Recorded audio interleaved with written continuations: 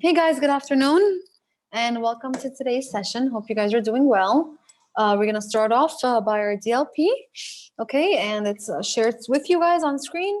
We have a total of 4 questions that we need to fix for February 3rd today's session, and then we're going to move on into our novel study. All right, so while you guys are working on your DLPs and in your notebooks, think of your answers for number 1, where we need to have to circle the proper adjective. And then for number 2, you're going to need a dictionary, or you can use a dictionary on your phones or on your laptops to look at or to find words that are synonyms between contrive and scheme, adept and skilled, laxity, looseness, obtuse, and sharp. Which ones are synonyms? And remember, synonyms are words that have the same meaning.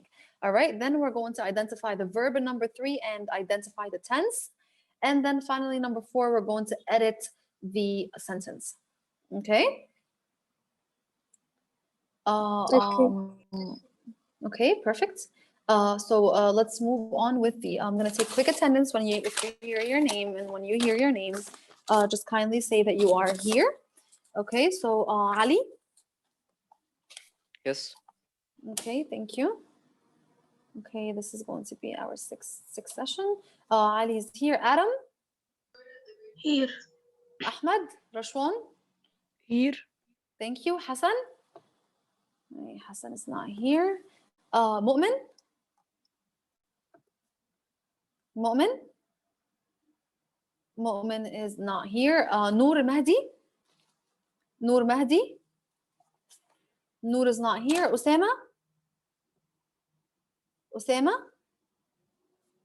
Usama is not here. Aisel? Aisel? Aisel is not here. Let's move on to Yusuf Al-Ghandour. Yes. Okay, thank you. Next, we have Fadia.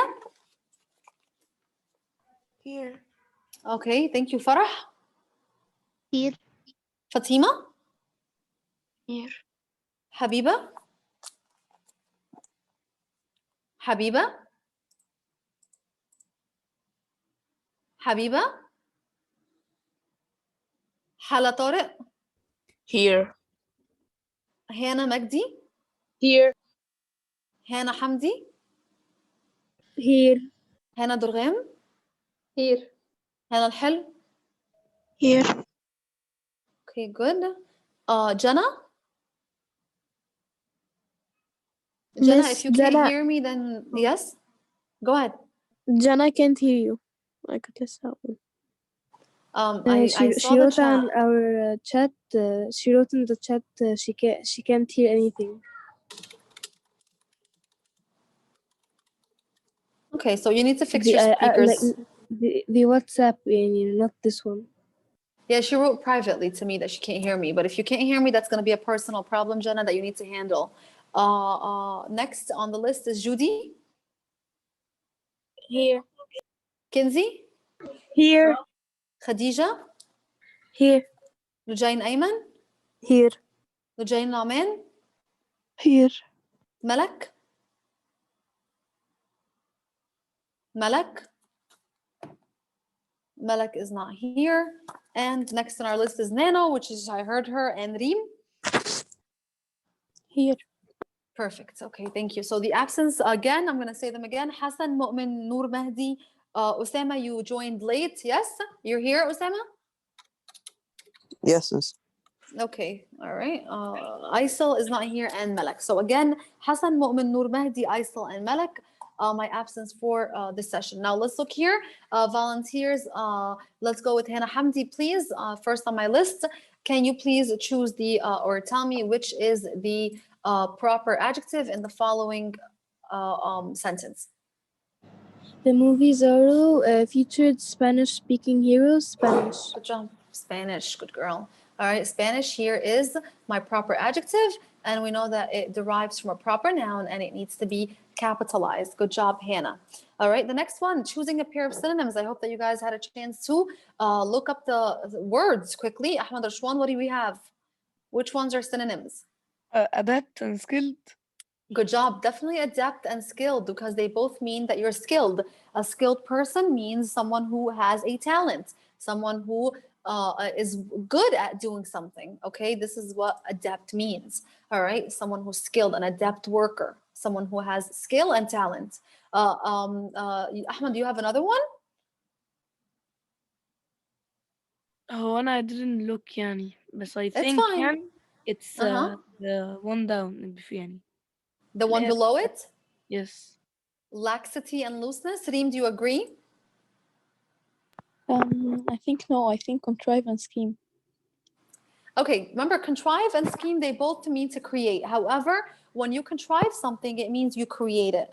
Scheming has a negative connotation. Remember, when you scheme, you are, yes, you're producing something or you're making something, but you're doing it in a very sneaky and deceiving way. So if you're scheming, you're not contriving. All right. If you contrive a plan, that means you come up with it, you devise it, you plan it, you actually work hard on it. But if you're scheming, you're coming up with something, but you're doing it in illegitimate ways. So they're not the same. And Ahmed Rashwan is absolutely correct. It is, all right, it is laxity and looseness. All right. If you think of when a person is constipated or unable to use the bathroom, they make them drink something called a laxative. And a laxative, it means to relax the stomach and makes it loose so that, I'm sorry for the example, but this is, this is what I need you to understand. This is the root here is lax, all right, to for something to become relaxed and loose. So laxity and looseness are synonyms. Okay, thank you, Ahmed and Reem. Number 3, let's go with Yusuf. Please tell me the verb and tell me the tense that the verb is in. Began. Began is the verb, correct? And which tense would that be? Past tense.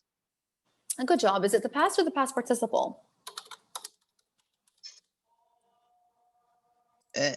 لا past. All right. What is the past participle of began? This can I answer? Have begun. Okay. Begun or have begun. Good, good, good. It would be B-E-G-U-N. Lujain Namen, please. Yes. B-E-G-U-N. Thank you. Thanks, Yusuf. Lujain Namen, since you're with me, please let's edit the first Pirates of the Caribbean. Is this correct or what's the correct way of writing it? Miss, I think pirates, the first letter has to be capital. Okay. And what about of the?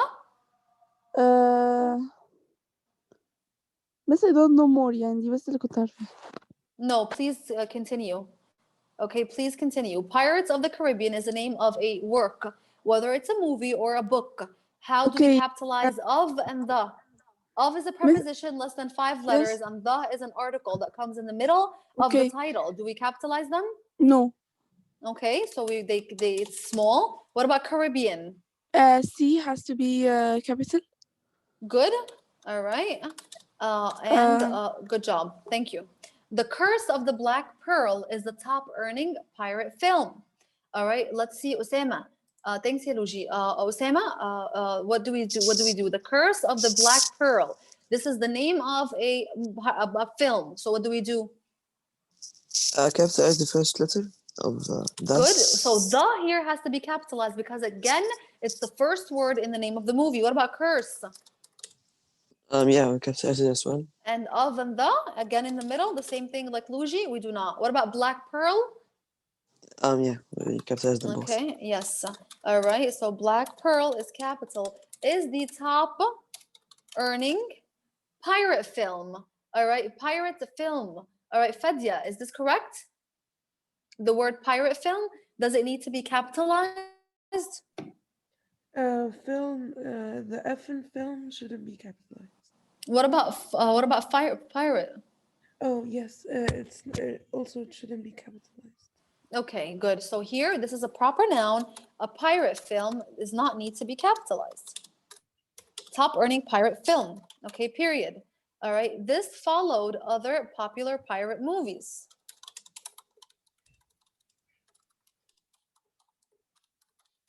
Popular. Okay. Maya. Let's see. Pirate here needs to be capital. No. Good. Pirate is a common noun. All right. Movies such as. Okay. Now we're gonna have movie titles. Maya, please fix that for me. The H should be capitalized. Such as. Okay. Hook, Hook, Peter, Pan, and the S. the S in shipwrecked. Good girl. And now, thank you, Maya. Looking here with me, Adam Gwaid. Please tell me what is missing at the end of the sentence. A period. Good job. Good. Yes, definitely. All right. It's a end mark, and we need to place a period. Okay. Thank you guys for your work on the DLP. Yes. Can you let Nur Mahdi in? Oh, Nur Mahdi is here. Wow. Okay. He's Thank in the you. waiting room and I see. Thank you, Ahmed, for telling me.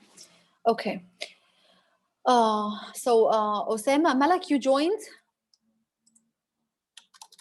Malak? All right.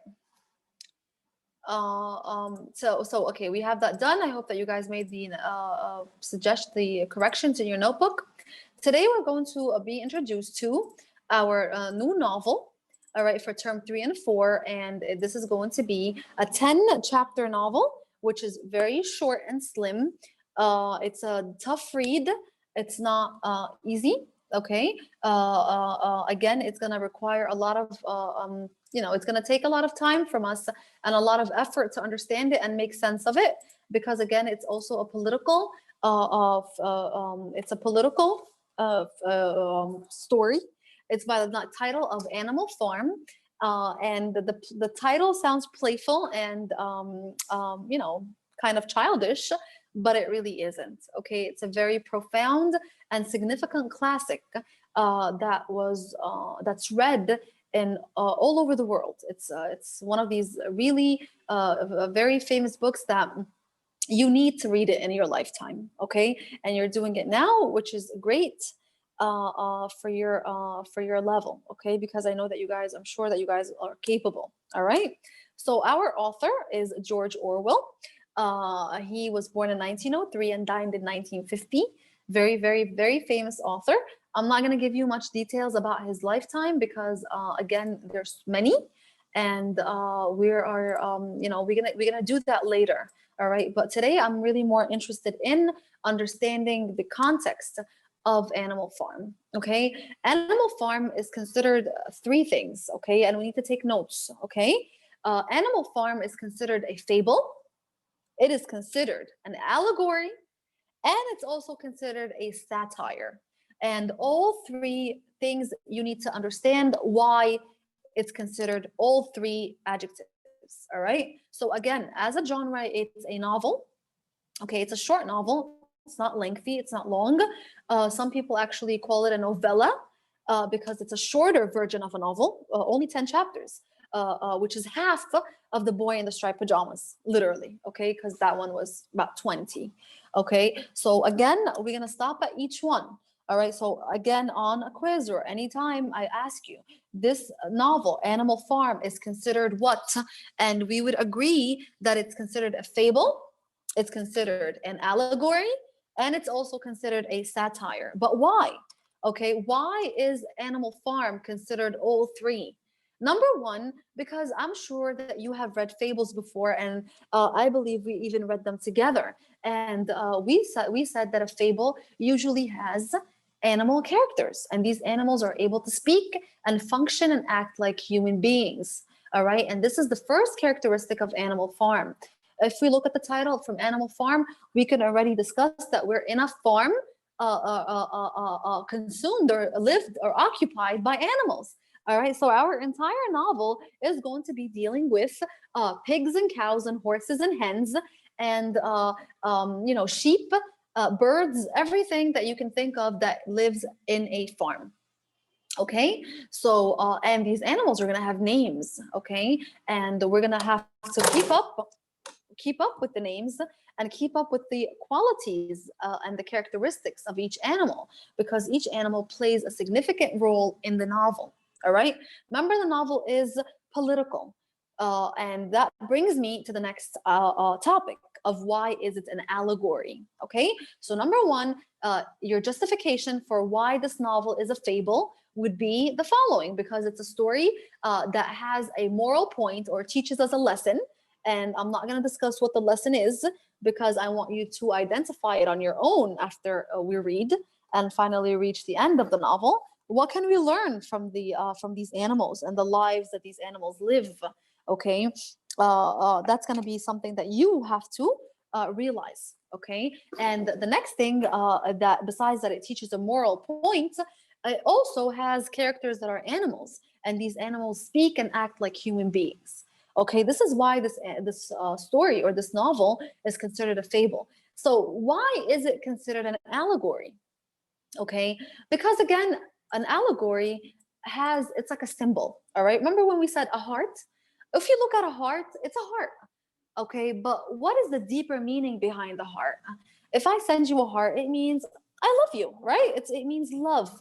What is the symbol of a wave? A wave is just a gesture of my hand moving. But what does it symbolize? It means hello, okay? Just like the novel, a novel is an allegory. This novel specifically is an allegory because it is filled with symbolism. All right. And what do I mean by symbolism? I mean that even the characters, they stand for people in real life. Okay. So for example, if I decide to make an animal farm to tell a story about our class, okay, I can have, for example, the cow be, for example, a certain character. So each animal in the farm actually represents a human from political significance, okay? So again, this is why it's an allegory. Remember, it has a deeper symbolic meaning. The characters in the story, the animals that we meet, whether they are the pigs, the cows, even the human characters, they are symbolic for real political figures from history. Now, the historical context we're going to cover in a little bit, and the historical context that deals with this novel is going to be the Russian Revolution. Okay, and we're going to discuss what led to the Russian Revolution and who are the people that were involved in the Russian Revolution. And when we study the history, you're going to be asked to, when you're reading chapter 1, you're going to be introduced to different characters. And from the storyline, you're going to be able to match or realize that, oh, the pig probably stands for Lenin, or maybe the owner of the farm stands for so and so, Tsar Nicholas. Okay, so you guys are going to be able to make these connections.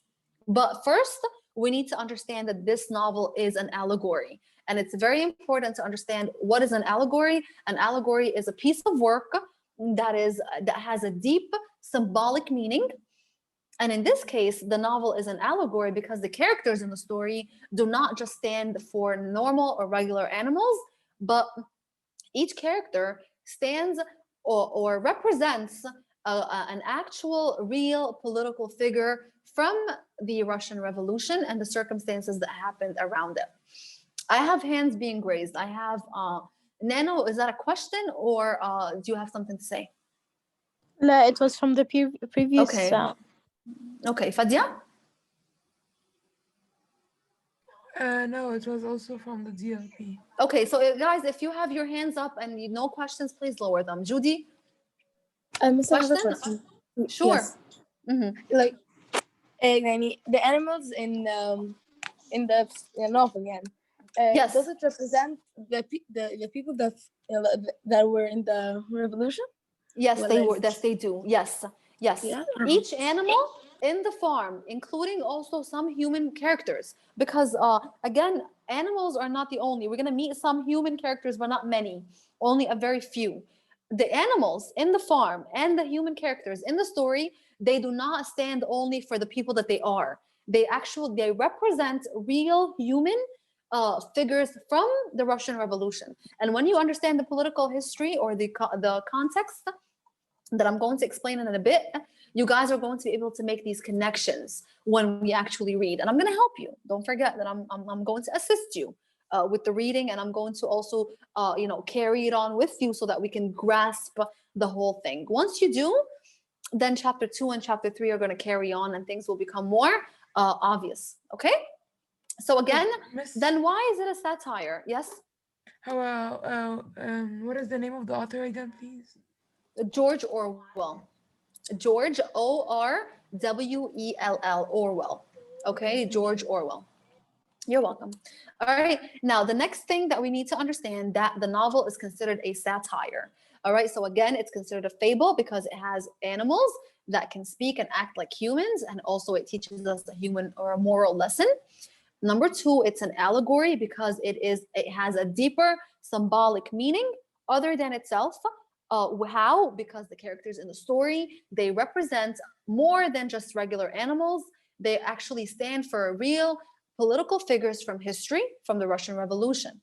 Then why is it considered a satire? Because it mocks, it criticizes. All right. Like, for example, if you guys ever watched any show that criticizes things that happen in the world, okay? Making fun of things, or criticizing them, or pointing out the flaws or the problems in a way, in a political system or in a political society. And this is what Animal Farm does. Yes. بس like باسم يوسف كده. There you go. I was gonna actually say that, but I held myself. But Yes, yes, like against the political. Like, yes, is the novel against the political things? it's against the idea of communism, and we're gonna discuss that in a second. Okay. Okay. All right. So again, Animal Farm. If you guys know that Russia, or the Russian Revolution, it happened in Russia. Russia was called the Soviet Union before, and they practiced the idea of communism. All right. And this was their political system or their political belief. All right. So Animal Farm believes that communism, it wasn't the correct method of running the society in Russia, and he points out the problems in communism and too much power given to certain authorities. Okay, so again, why is this novel a satire? Because it criticizes. Okay, what does it mean to criticize? To point out the negative things or the bad things or the flaws in a certain political society. Okay, Animal Farm criticizes the idea of communism that was practiced after the Russian Revolution. Okay, and how people took advantage of their power and gave themselves too much authority, and this is how things turn bad. Okay, when people take advantage of the power that they have. Okay. So this is why the Animal Farm is considered a satire. All right. Now, again, here we said this is the historical context. And before we look at the historical context here, there's a sheet that you guys will find on your SMS, and this is it. Okay. This is the sheet. It describes the historical context very easily and very simply. All right.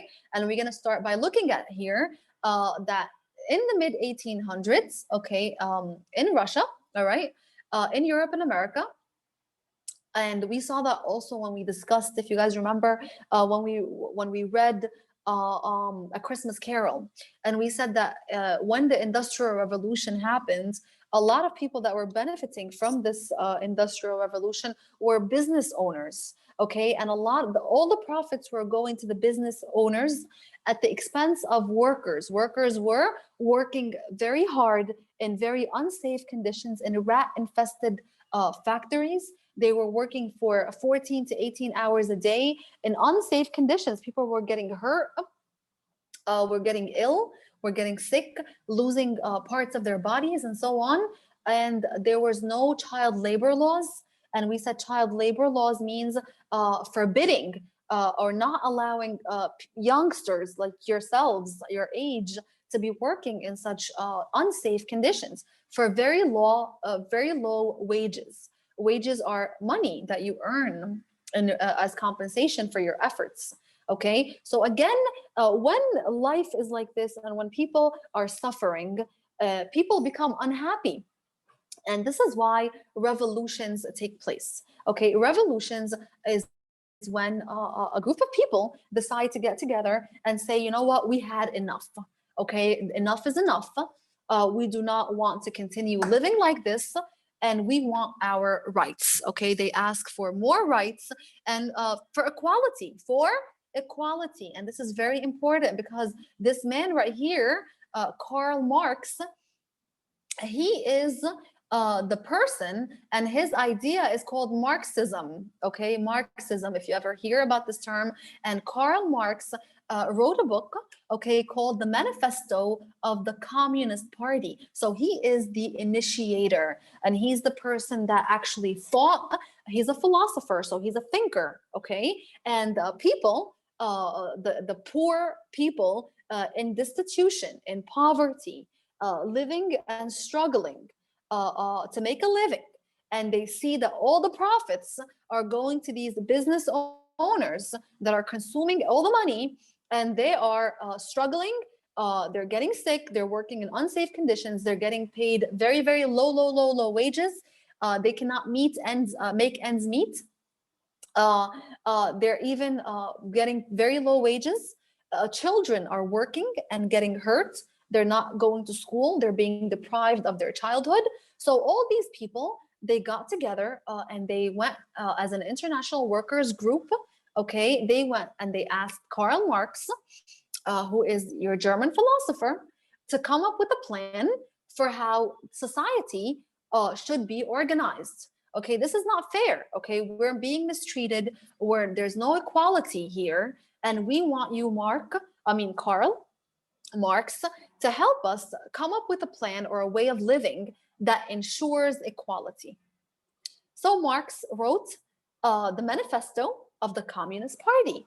All right, this was his idea of utopia, and the word utopia is very important because we're going to see it. And he wrote of a world that is perfect. Okay, he encouraged them to revolt. He says, you know what, you guys are unhappy. You guys are treated very bad. You're living in a very terrible conditions, and this is not fair. You guys need to revolt, and revolt means to make a revolution. Okay, to start voicing your opinions and saying that you want or demand equality. All right, followed by a kind of paradise where each person would work according to his or her ability and receive money according to his or her needs. Okay, so Marx saw the final stage of his communist system being total worldwide economic equality. All right, and this is what the idea of communism goes down to, that we are all equal. Nano does not have more than Fadia. Fadia doesn't have more than Ahmed. Ahmed doesn't have more than Yasmin. We are all equal, and what Ahmed has is the same what Yasmin has, and we are all living happily. No social classes, okay? No rich, no poor, no middle. We are all equal, okay? Everything is divided among the people equally, okay? And this is the idea of Marxism, or the idea of communism. Okay, so Marx saw the final stage of his communist system being total wide equality, economic equality. About this time, labor laws were passed in Western Europe and America that made the workplace safer and more tolerable for workers. Okay, now again, some people liked Marx's idea, and they were called the socialists. And another group were called and the milder group wanted to bring about communism slowly by passing new laws. All right, either one, okay, either one. They both believed in Marx's idea of communism, but communism, again, some people were one group was more strict than the other. Okay, the communists again were a small extremist group compared to the total number of socialists. So again, socialists, they did agree with Marx, but they were very mild and calm. The other extremists were called communists, and they formed a political party, and they were led by Vladimir Lenin. Okay, and we need to know that because he's a very important person that's going to be in our novel, and Marx is going to be in our novel too. Okay, so again, the poor people, the citizens, all right, they were unhappy. Karl Marx is the one that encouraged the idea of revolution. You guys need to revolt. You need to make a change in your lives by standing up for your rights and revolting. Okay, and he gave them the foundation of communism, and he died. Okay, he never lived to actually implement. So he basically wrote the book, gave them the idea of communism, and then he passed away. Now, Vladimir Lenin continued to try to reinforce the idea of communism, because he was the leader of the political party called the Bolshevik Party, which is the extreme communist party. Okay, now during this time, who was in charge of Russia? Russia was in charge or ruled by Tsar Nicholas. Okay, the C is silent. And again, here we see that the person that ruled Russia was Tsar Nicholas. Okay, and most of the Russian people were still underpaid. Okay, on land owned by a small number of wealthy landlords. So here we saw changes in America and Europe, but Russia was still mistreating its workers. Now, by 1917, the suffering was too great, and the groups of people, they began a revolution. The Bolshevik party, led by Vladimir Lenin, took a role in leading the revolution, and the outcome of this revolution caused Tsar Nicholas II to leave power. Okay, and later he and his family were executed. That means they were killed. Okay, so again, Tsar Nicholas, during that time of unfair treatment with the poor, he was in charge, and he continued mistreating the workers and only benefiting business owners and landlords or landowners. Everybody else was at a disadvantage. People, or the poor people, they actually followed Marx's or Karl Marx's advice, and they decided to revolt. Led by who?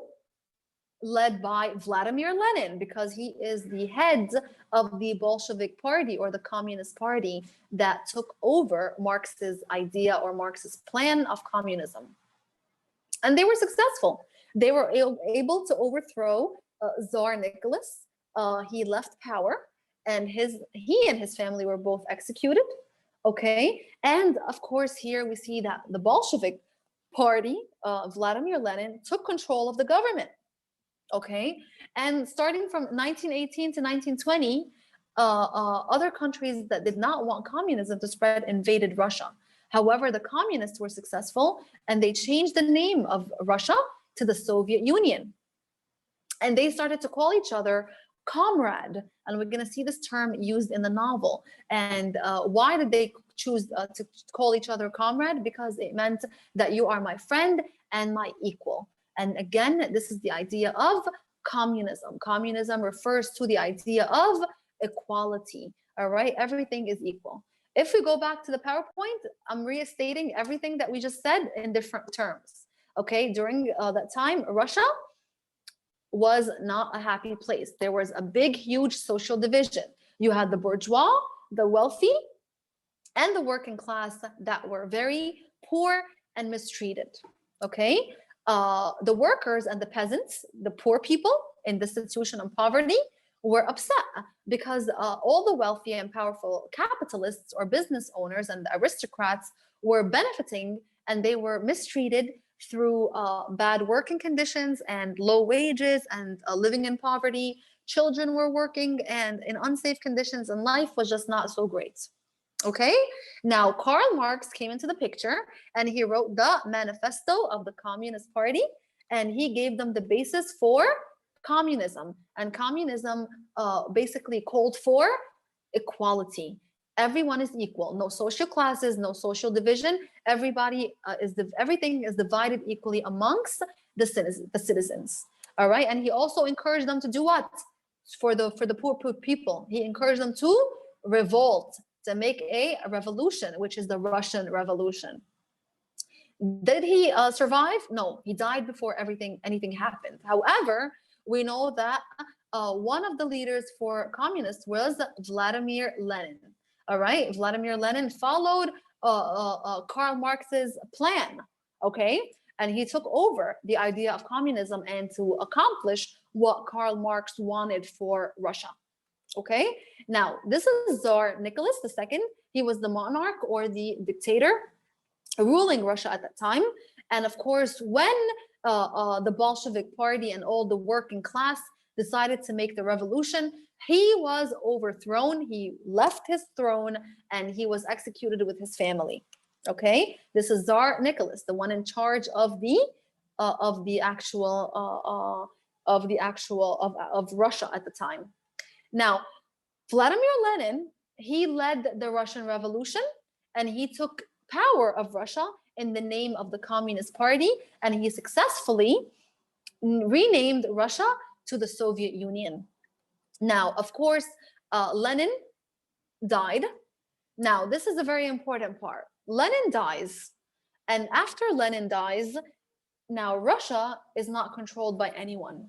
Okay, now who is going to fight for power? The fight for power is going to be between Joseph Stalin and Leon Trotsky. Okay, very important names for you to understand, and I'm going to give you time to digest this PowerPoint. Okay, because you need to understand the history so that you can understand the novel. If you don't understand the history, guys, you will not understand the novel. So please work hard on getting the history down. It's very basic ABC. I simplified it to the most that I can. Okay, so again, Lenin, the head of the Bolshevik Party, the one that led the revolution, he dies. Now the country is left without a leader. Who pops up? Joseph Stalin and Leon Trotsky, and they start to compete for control of the Soviet Union, aka Russia. All right. Now Stalin banished Trotsky and took control.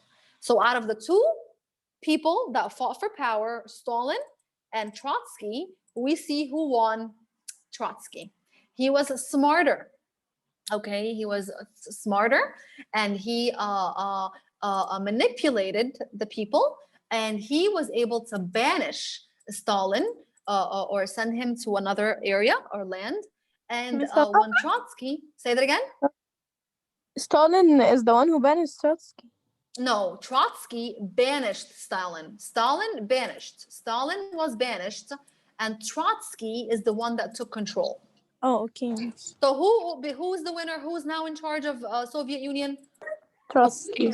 Trotsky, exactly. But now, what kind of ruler was Trotsky? A very terrible one. Okay, why? Because of too much power. He became in total control. He began killing his own citizens, killing actual Soviet Union citizens.